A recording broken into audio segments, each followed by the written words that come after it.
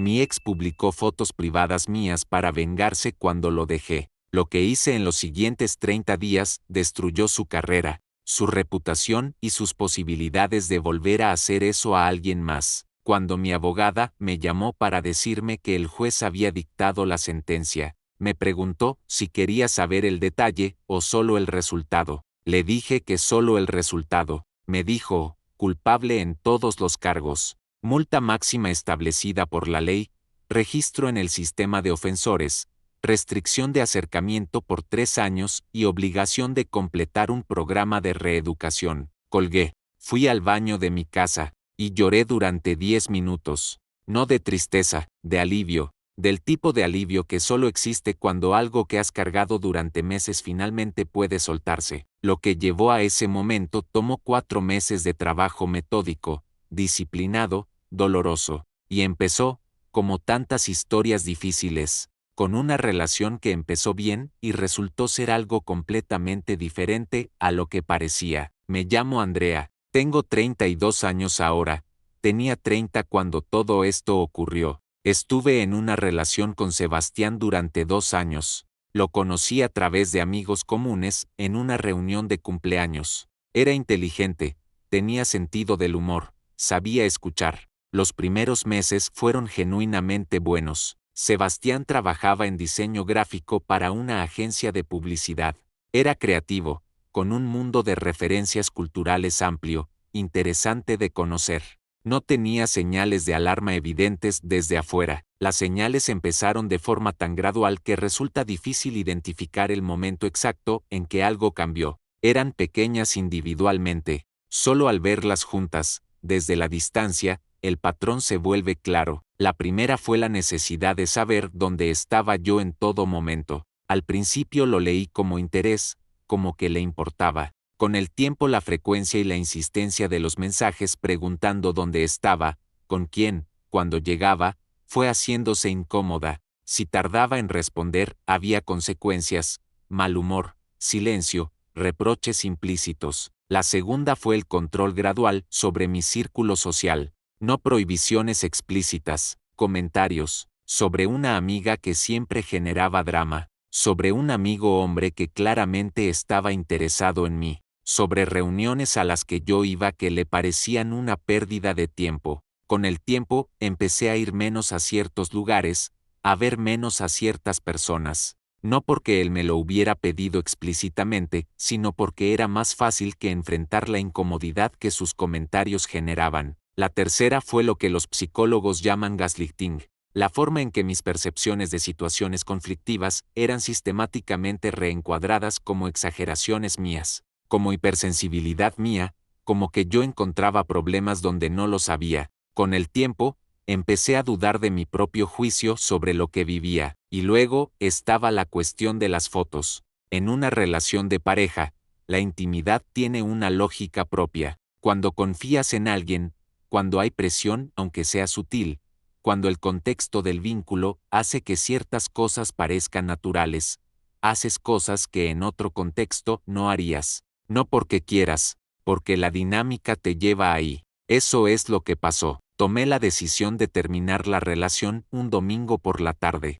y lo que vino en los días siguientes fue la manifestación más extrema de lo que Sebastián era realmente. Terminé la relación en su departamento. Fui a buscarlo directamente, no por mensaje, porque creí que se merecía una conversación presencial. Le dije que ya no quería continuar, que las dinámicas de la relación me hacían daño, que necesitaba salir. Sebastián no se puso violento físicamente, pero sí hubo un periodo de varias horas donde intentó de diferentes formas que yo cambiara de posición. Argumentos, promesas de cambio, referencia a todo lo bueno que habíamos tenido. Cuando nada funcionó, el tono cambió. Me dijo que me iba a arrepentir, que yo no sabía con quién me estaba metiendo, que tenía cosas que podía usar. Usó esa palabra exactamente, usar. Salí de ahí con miedo, pero también con una determinación que no esperaba tener.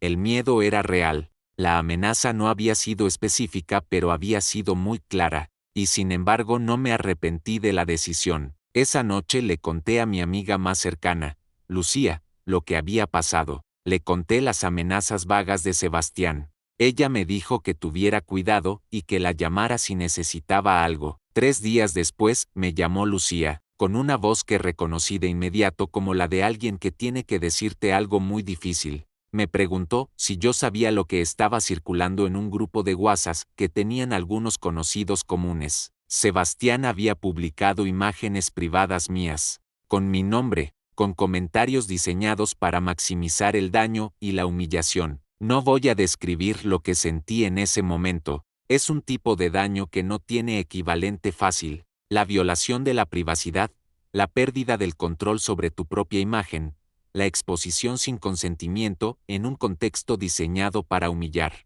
Es devastador de una forma que quien no lo ha experimentado no puede entender completamente. Lloré esa noche, lloré mucho, y luego tomé una decisión que fue quizás la más importante de todo lo que vino después. Decidí que no iba a quedarme en el papel de víctima pasiva, que iba a actuar, y que para actuar lo primero que necesitaba hacer, antes que cualquier otra cosa, era documentar. Llamé a Lucía y le pedí que antes de borrar cualquier cosa de su teléfono, me ayudara a documentar todo. Le expliqué que necesitaba capturas de pantalla con la mayor cantidad de metadatos posibles, la fecha y hora visible, el contexto del grupo, los mensajes de Sebastián, los comentarios. Lucía fue meticulosa. Me mandó capturas de cada pantalla relevante. Yo las guardé inmediatamente en 3 lugares diferentes, en mi teléfono, en almacenamiento en la nube, en mi correo personal.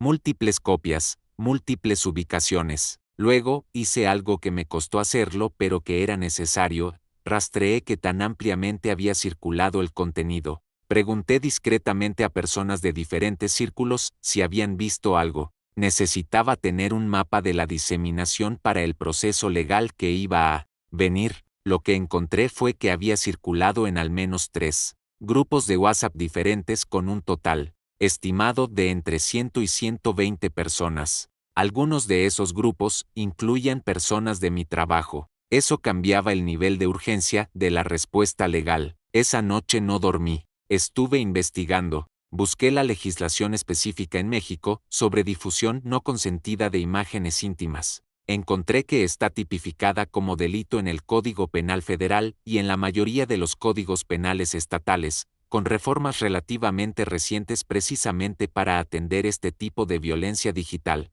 Las penas incluyen cárcel y multa. También existe la posibilidad de acción civil por daño moral. Busqué organizaciones especializadas en apoyo a víctimas de violencia digital. Encontré una que tenía directorio de abogadas con experiencia específica en estos casos. Al amanecer tenía un plan. No tenía paz todavía, eso tardó mucho más, pero tenía un plan, y eso fue suficiente para ese momento. La licenciado Herrera me recibió 2 días después. Había revisado previamente la documentación que le mandé por correo. Cuando me senté frente a ella en su oficina, me dijo algo que ordenó mi perspectiva. Lo que usted tiene es un caso sólido. Lo que importa ahora es no cometer errores que compliquen el proceso. Me explicó qué errores específicos tenía que evitar. Primero, no confrontar directamente a Sebastián en ninguna forma, no llamarlo, no mandarle mensajes, no ir a su trabajo, no publicar nada sobre él en redes sociales. Cualquier contacto de mi parte podía ser usado para crear narrativas sobre el conflicto que complicaran el caso. Segundo, no borrar ninguna evidencia. Lo que ya estaba documentado era intocable. Tercero, no hablar del caso con personas que pudieran ser llamadas como testigos hasta que la licenciado Herrera indicara que era apropiado. La contaminación involuntaria de testimonios podía debilitar el caso. Seguir esas instrucciones fue lo más difícil que he hecho en mi vida. Cuando alguien te hace algo así, el impulso de enfrentarlo, de gritar lo que pasó, de exponerlo públicamente, es enorme y completamente comprensible. Contenerlo durante semanas requirió un esfuerzo constante y consciente que me agotó. La estrategia legal que la licenciado Herrera diseñó tenía 4 frentes simultáneos. Primero, la denuncia penal por difusión no consentida de imágenes íntimas ante la Fiscalía. Segundo, solicitudes de retiro de contenido a las plataformas donde el material había circulado, basadas en violación de términos de servicio y en la normativa aplicable. Tercero, notificaciones formales a cada persona identificable que había tenido el material en su poder, informándole sobre su responsabilidad legal como receptores y redistribuidores de contenido obtenido ilegalmente. Cuarto, notificación al empleador de Sebastián sobre su conducta, basada en el código de ética de la empresa que prohibía explícitamente conductas que generaran daño a terceros. En ese cuarto frente, la licenciado Herrera fue muy cuidadosa en explicarme lo que estábamos haciendo y lo que no. No estábamos pidiendo que lo despidieran. Estábamos informando a una empresa sobre conductas de uno de sus empleados que eran relevantes para los estándares éticos que esa empresa había establecido. La decisión de qué hacer con esa información era de la empresa, no nuestra. En 30 días desde el incidente inicial, los 4 frentes estaban activados. Sebastián no sabía exactamente qué tan ampliamente se había desplegado la respuesta.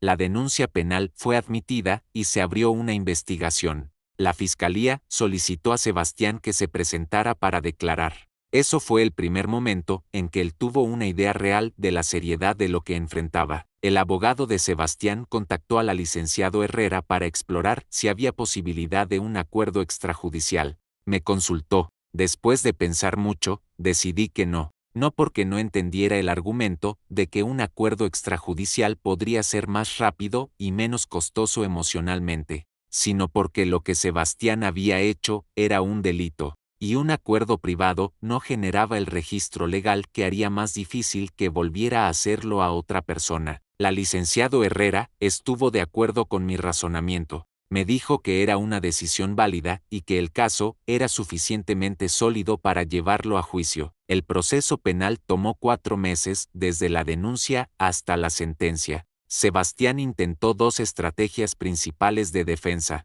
La primera negar que él había publicado el contenido. Eso era insostenible porque había mensajes enviados desde su número de teléfono con el contenido adjunto. Los metadatos digitales del material también lo vinculaban directamente. La segunda, argumentar que el material había sido compartido consensualmente entre nosotros en su momento, por lo que él tenía derecho a ese material. Eso tampoco tiene base legal. El consentimiento de compartir algo en el contexto privado de una relación no implica consentimiento de difundir ese material públicamente. Nunca, en ninguna circunstancia, yo declaré en el proceso. Fue una de las experiencias más difíciles del proceso entero, tener que articular, en términos legales precisos, frente a personas que no conocías, lo que había pasado y el impacto que había tenido. Mi terapeuta me preparó para eso con sesiones específicas orientadas a que pudiera hacerlo sin disociarme completamente del proceso. El juez revisó toda la documentación, el material digital forense, los metadatos, los registros de los grupos de WhatsApp donde había circulado, las capturas de pantalla documentadas desde el inicio, las declaraciones de las personas que habían estado en esos grupos y habían recibido o visto el contenido. La sentencia fue unánime, en todos los cargos, la multa máxima, establecida por la ley para el delito tipificado, el registro en el sistema de ofensores por conducta de violencia digital, la restricción de acercamiento hacia mí por 3 años con monitoreo, la obligación de completar un programa de reeducación sobre violencia de género y uso responsable de tecnología. Ese registro en el sistema de ofensores es permanente. Aparece en verificaciones de antecedentes. Afecta la capacidad de obtener ciertos tipos de empleo, específicamente en sectores que requieren revisión de antecedentes como educación, trabajo con menores, sector público. Sebastián trabajaba en publicidad. No sé si su sector específico requiere ese tipo de verificación, pero el registro existe y existe de forma permanente. La agencia donde trabajaba Sebastián abrió una investigación interna después de recibir nuestra notificación. Sebastián fue suspendido durante la investigación. El resultado de esa investigación lo supe indirectamente. Sebastián ya no trabaja en esa agencia. En sus redes sociales, en los meses siguientes al proceso, el perfil de Sebastián se volvió progresivamente más silencioso. No sé los detalles de su vida personal porque no la sigo y no me importa seguirla. Lo que sí sé es que la persona que actuó con la convicción de que podía hacer lo que hizo sin consecuencias reales, descubrió que las consecuencias fueron completamente reales. Lo que más me importa no es lo que le pasó a Sebastián. Lo que más me importa es lo que no le va a poder volver a hacer a nadie más tan fácilmente. El registro penal existe, el antecedente existe, y si alguna vez hay una situación similar con otra persona, ese antecedente va a estar ahí. Eso es lo que me parece más valioso de haber llevado el proceso hasta el final en lugar de aceptar un acuerdo privado. El proceso legal es la parte de esta historia que tiene una narrativa clara. Inicio, desarrollo, resolución. Lo que es más difícil de contar es lo que pasó en paralelo a ese proceso, adentro, en el nivel que no tiene fechas ni sentencias. Los primeros meses fueron los más duros emocionalmente. Hay algo en saber que imágenes privadas tuyas circularon entre personas que conoces, incluyendo personas de tu entorno laboral, que es muy difícil de integrar.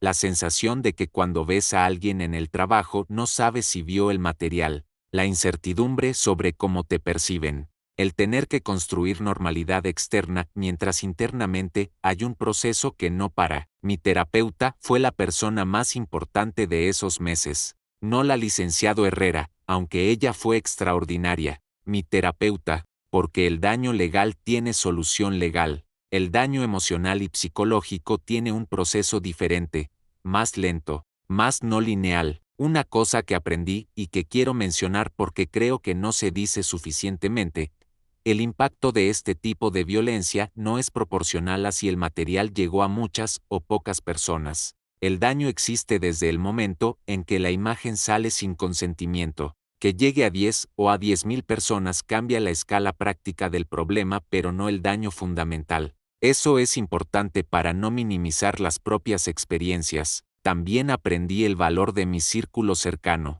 las personas que supieron lo que pasó y que eligieron estar de mi lado sin condiciones, las que me llamaban no para preguntar qué había pasado, sino para preguntar cómo estaba yo. Esas personas son tesoro, las personas que eligieron el otro lado, que decían que había que escuchar las dos versiones, que insinuaban que yo debía haber sido más cuidadosa. Esas personas también se rebelaron, y aunque dolió, fue información importante sobre quiénes son realmente. Hoy tengo una vida que es mía, trabajo bien, tengo vínculos que valoro. El proceso de confianza en las relaciones íntimas tomó más tiempo, y eso es algo que sigo trabajando. La confianza después de una traición de ese calibre no regresa sola ni rápido, pero regresa si uno trabaja en ello. Lo que Sebastián intentó fue quitarme el control sobre mi propia imagen y mi propia narrativa para humillarme. No lo logró, porque yo decidí que no lo lograría,